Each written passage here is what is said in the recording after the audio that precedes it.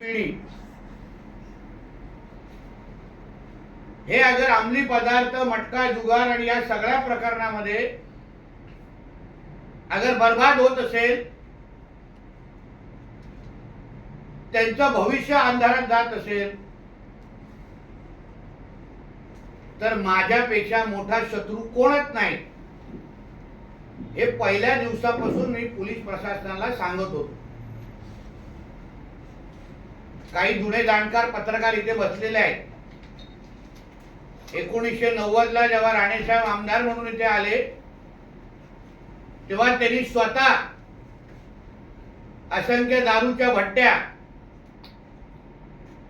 जत्रेमध्ये होणारे जुगार, मटका हा स्वतः जाऊन बंद केलेले होते. म्हणून ज्यांचं रक्त माझ्यामध्ये आहे, ज्यांच्या विचारावर मी चालतो, ज्यांचे संस्कार माझ्यावर आहेत,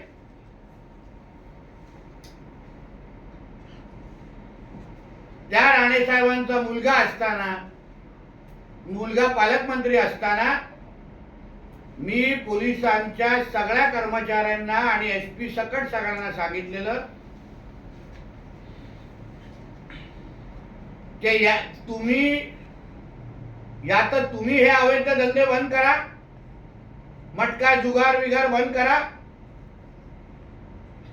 नाहीतर मग मी करणार.